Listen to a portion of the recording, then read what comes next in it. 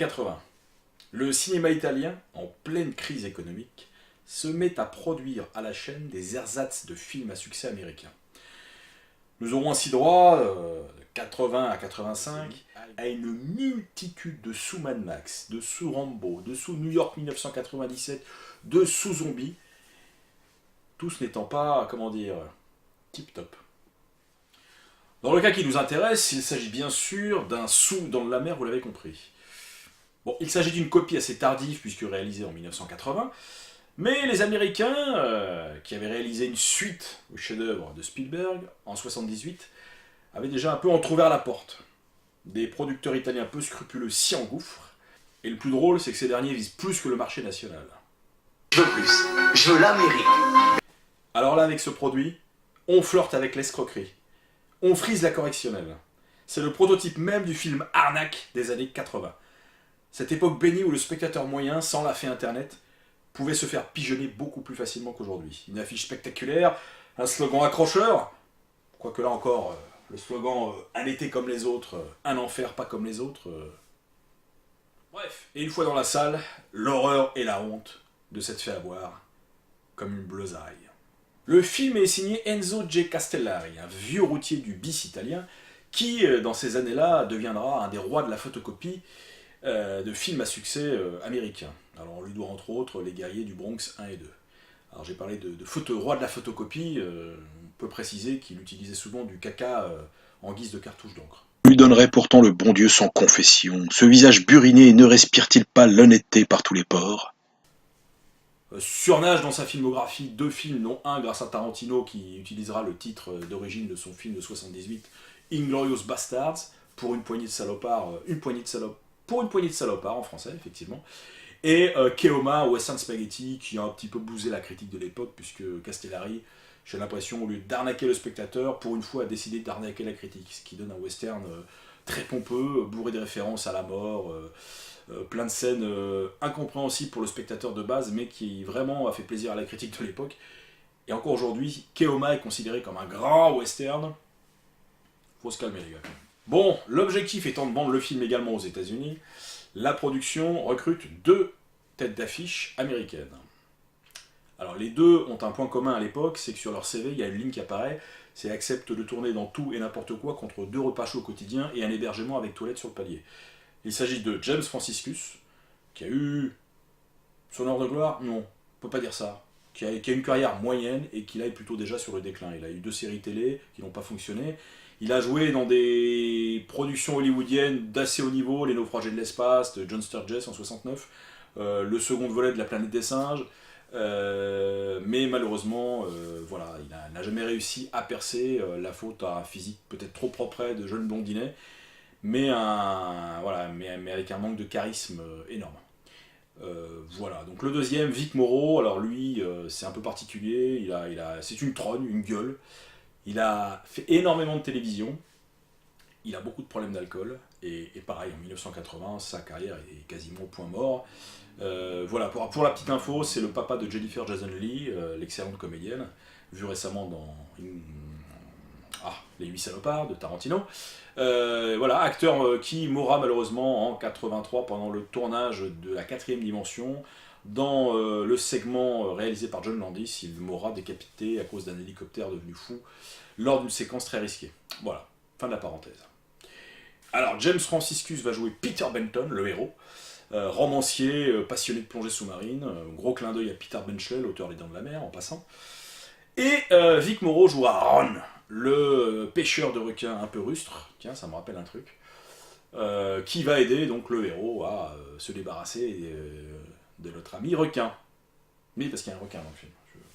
Bref, Enzo Castellari emmène tout ce petit monde tourner à Malte. Bon, il faut pas déconner quand même. Budget. Bon, vous l'avez compris, c'est le genre de film où on en prend un rond, mais on tourne quand même.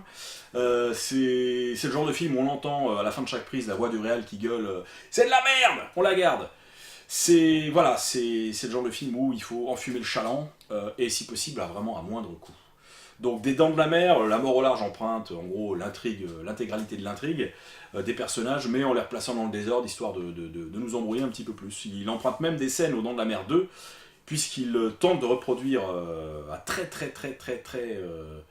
bas coût la fameuse scène où l'hélicoptère est tapé par un requin. Alors vous verrez, on y reviendra.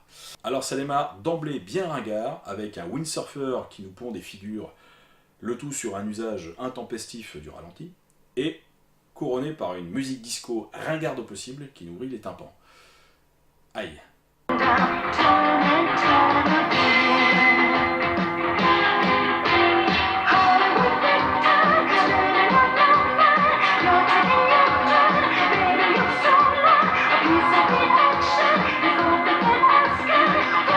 Alors l'usage du ralenti, on y reviendra, mais vous allez voir que c'est une des bases de l'œuvre de Castellari.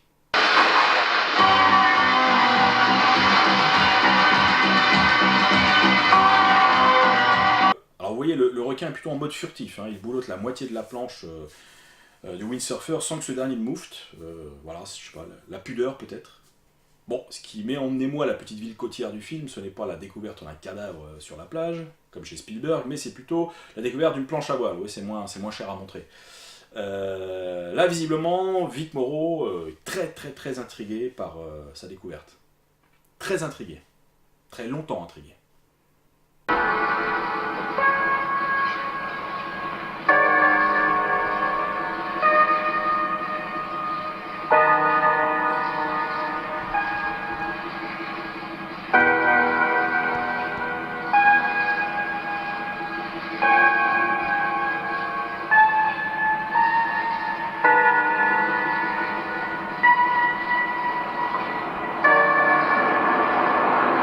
Maintenant, je vous laisse savourer l'exposé donné par nos deux héros aux autorités locales afin d'assurer la sécurité contre le requin.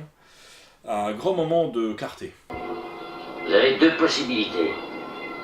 Vous pouvez fuir. Ou alors, vous pouvez affronter. Vu qu'on ne verra pratiquement pas le requin pendant tout le film, alors autant exagérer ses proportions. Hein. Je vous rappelle pour les fans que la taille du requin dans le film de Spielberg était de 7 mètres. Là, Castellari va franco. Hein. Devrait atteindre entre 12 et 15 mètres. Oui, parce que 12 à 15 mètres, ça correspond à un immeuble de 6 étages bourré de crème d'anchois avec des nageoires et des dents, quoi. En gros, vous voyez la taille de la bestiace. Bon, au milieu de cet océan de médiocrité, voire de nullité, Enzo G. Castellari a des velléités de mise en scène. Il se réveille, il se dit, c'est pas parce que je tourne un film de commande que je dois pas montrer que j'ai du talent. Et là, bien avant David Fincher, il nous invente le Chipo Travelling arrière.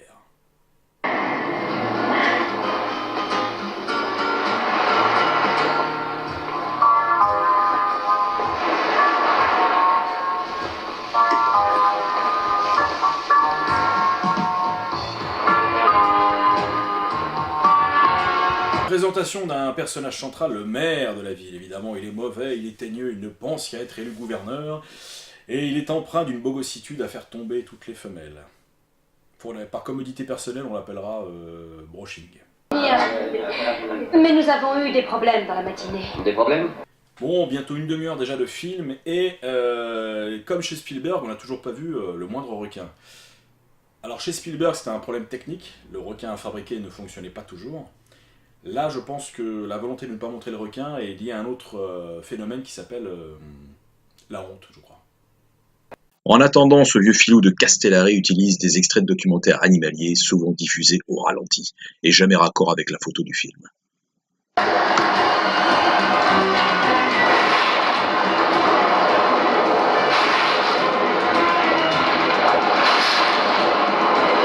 Astuce géniale du metteur en scène, le requin accroche une bouée et pendant une compétition de windsurf va semer la pagaille. En gros, comment foutre les chocottes avec un simple ballon rouge. Mais qu'est-ce qu'il y a avec... Mais qu'est-ce que c'est cette bouée rouge? Les chutes se multiplient, c'est incroyable. Il y a maintenant 7 concurrents en compétition. Et les chutes continuent.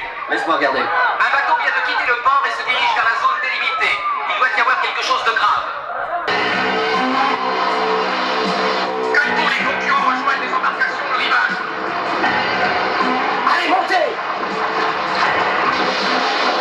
Alors Regardez cette scène par exemple où des jeunes courent vers la plage pour se baigner. C'est assez anodin, mais Castellari nous use d'un ralenti, mais d'un ralenti qui serait presque au ralenti, vous voyez. C'est insupportable.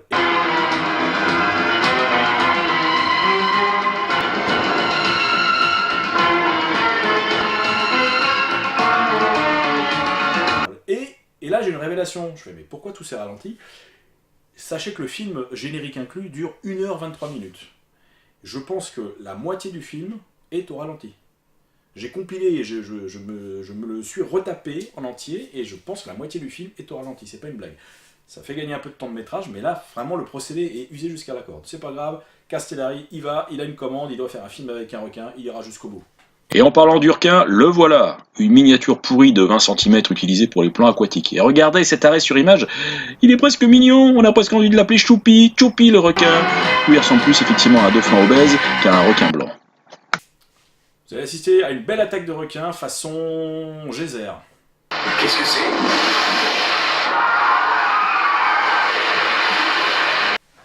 Bonjour Angelica, donc tu étais cascadeuse sur ce film, peux-tu nous parler de cette séquence? Putain, font chier ces artistes. 35e minute du film, enfin le requin pointe sa vilaine tête. Bon, quand on voit la gueule, effectivement on comprend qu'on l'ait caché jusque-là.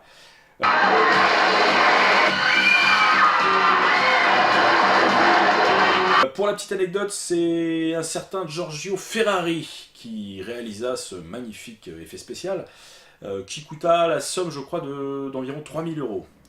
Alors, il a fait une tête de requin, en fait. Voilà, une tête de requin pas très articulée. Bon, elle ferme quand même un peu la bouche. Les yeux, c'est pas trop ça. Qui est Giorgio Ferrari? Giorgio Ferrari travaillait, avant de confectionner cette horrible tête de requin, sur l'émission Jeux sans frontières. Oui, oui, il s'occupait de découper des têtes de lion, des têtes de vache et autres curiosités en papier mâché lorsqu'il lut cette commande de Castellari pour son film. Et il s'y colla. Voilà. Le tout a coûté effectivement, je crois, de la somme d'environ 3000 €. Je vous convertis ça avec les lires de l'époque, mais ça doit donner ça. Bon, alors du coup, effectivement, le fait de ne pas avoir un corps entier de requin limite un peu les déplacements de la bête. En gros, dans le film, il monte et il descend, il monte et il descend, il monte et il descend. Ron, le vieux pêcheur, se retrouve prisonnier d'une grotte. Et là, regardez bien.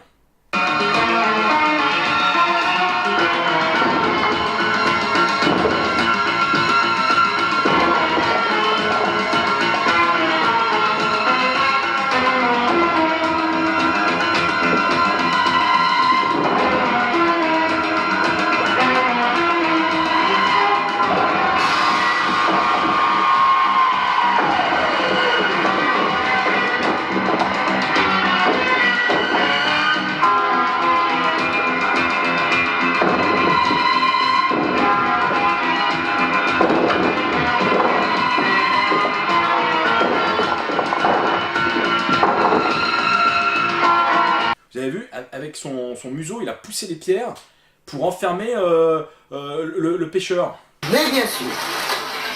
Alors le fils du héros, le fils du vilain maire et un autre abruti décident de prendre un bateau pour aller pêcher eux-mêmes le méchant requin. Alors admirez ce plan d'effet spécial se déroulant intégralement sous l'eau et interprété par des miniatures en plastique. C'est un bonheur.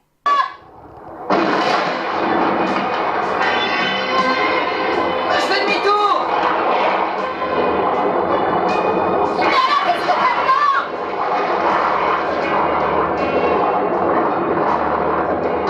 J'y peux rien.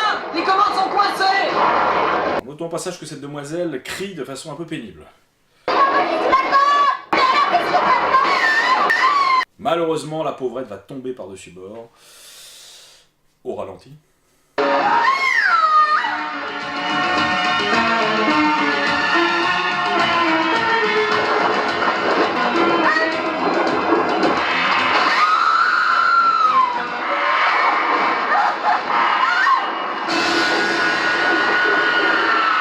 Alors, on croit comprendre qu'elle se fait croquer la jambe, mais alors le plan est tellement peu explicite, moi j'y vois un jouet en plastique avec une knacky dans la bouche, mais voilà, on comprend par la suite qu'effectivement elle s'est fait croquer la jambe.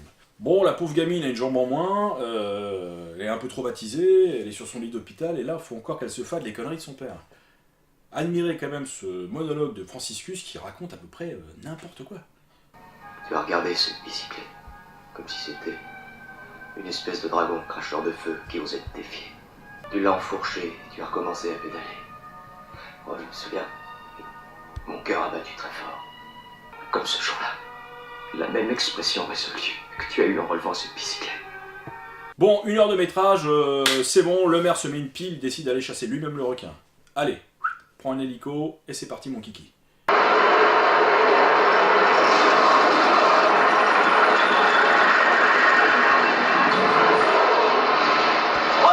Là, évidemment, c'est le drame, pour tout le monde, le spectateur, le maire. Première scène gore du film, âme sensible, écartez-vous.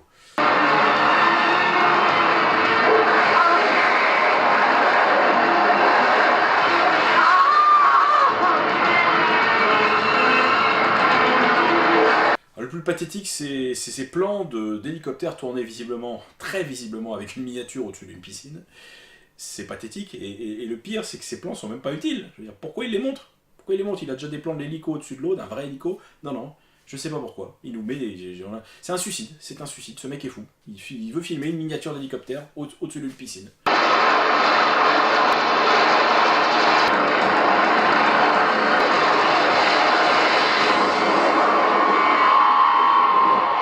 Comme je vous le disais, l'idée c'est de gagner du temps. Qu'est-ce qu'on pourrait faire pour allonger un peu et arriver à péniblement 1h23 de film? Une dispute qui ne sert strictement à rien entre James Franciscus et Vic Morrow sur le bateau pour décider qui va à l'eau. Dispute quand même niveau CM2. C'est mon requin, non j'y vais, non c'est toi qui y vas, non c'est moi qui y vais, non c'est toi qui y vas, oh bah non alors. Je t'ai dit non. Le bateau m'appartient, c'est moi qui décide. Ron, c'est stupide. C'est mon requin, c'est moi qui aurai sa peau. Je descends. Arrête tes conneries.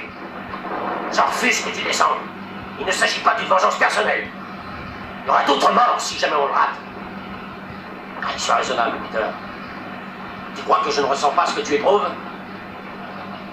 Cette bête est là-dessous et elle attend le moment de nous attaquer. Comme elle a eu Mike, ta fille et tous les autres. Il n'y a qu'un seul moyen de l'anéantir. Un seul moyen, mais il n'en reste qu'une ceinture. Et c'est ridicule de descendre tous les deux. C'est mon requin, c'est moi qui aurai sa peau.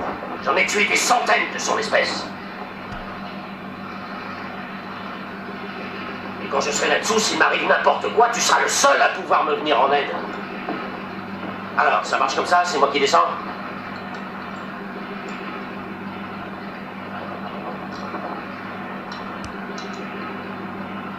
Oui, d'accord, descends. Mais c'est pas le moment de perdre du temps à se disputer comme deux imbéciles. Bon, un avant-dernier rebondissement dans le film, notre journaliste vicieux engage un sosie de Johnny Hallyday afin de liquider la bête.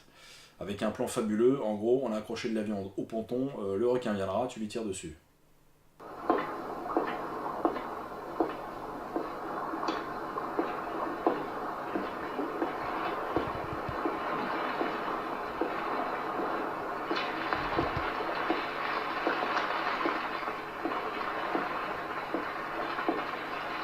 Brillet? Martin? Oui, bon Martin. Enchanté. Moi aussi. Où est-ce que ça se passe? C'est là, à côté. Et là, c'est le drame.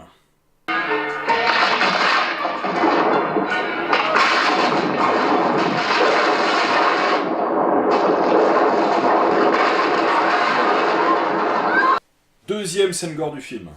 Calmez-vous, il n'y en aura pas d'autre. Attaque de la tête du requin par derrière.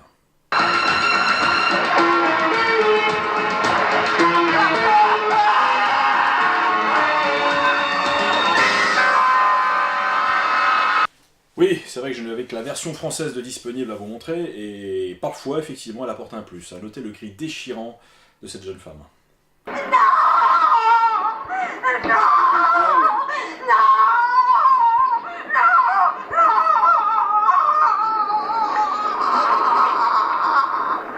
Visage crispé dans la mort.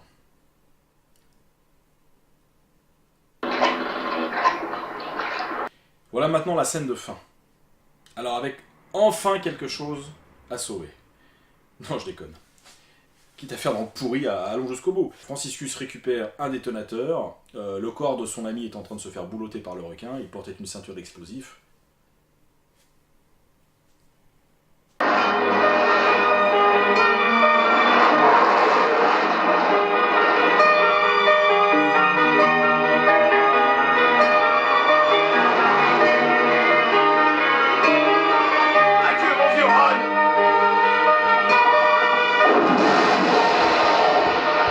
pourquoi sauter en même temps qu'il appuie sur le détonateur? J'ai toujours pas compris.